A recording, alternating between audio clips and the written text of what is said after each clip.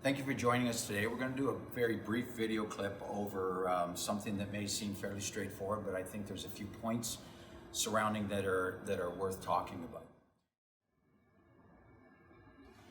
So the contents inside the package is sterile. Our hands are clean once they're gloved.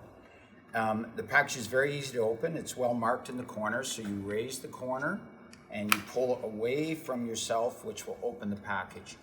Now, by opening the package, the package now inside is now clean, no longer sterile. We just pick up the syringe, which comes out very easily, and again, we'll see that there's the body of this syringe, and at this end is the plastic hub, which is capped, and everything inside there is sterile. With the other hand, what we want to do is pick up the needle. The contents inside the package and the needle is again sterile. So to connect the two, it's a very straightforward process. We want to take the cap off of the needle, remembering that the end of that is still sterile and we want to keep it sterile so we don't touch it.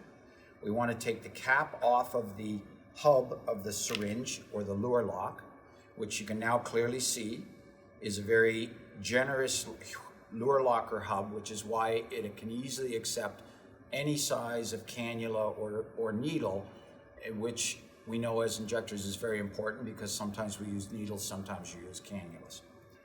Then what's the next step, what we want to do is we want to hold the cap of the needle, appreciating this end is sterile.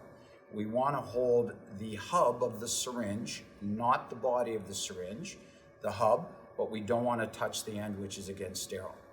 We then bring the two sterile parts of the system together. And then the important step, which is very simple but critically important to remember, is while we hold the hub still, we actually turn the needle so that it threads into the hub. And basically now I'm applying quite a significant pressure on the end of the needle, and what I realize that it can't go any further. That means the system is locked. So now the needle is still sterile, and the syringe is clean, and I can put it on a clean surface as I prep the patient, and everything inside there stays sterile till I'm ready to inject.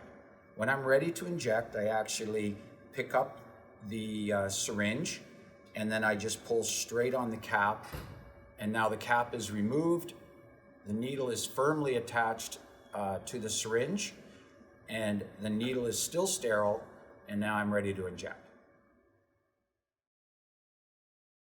So now that we know the proper way of attaching the needle to the syringe, I just want to show you some of the problems that we can encounter if we do it in a different direction. As I said earlier, to get the plastic to fit to glass, it needs to be what's called a friction or a pinch or a pressure grip, meaning this plastic can slide on the glass. And it's meant to do that, and it will do that.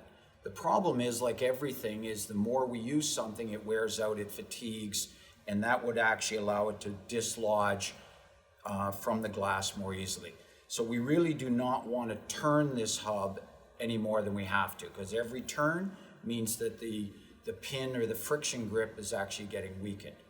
So the mistake that is commonly made is if we hold the syringe and apply the needle, and then we turn to get it tight, then what can start to happen as we turn further, you can see that the hub is now turning on the glass syringe, and that's going to weaken that connection.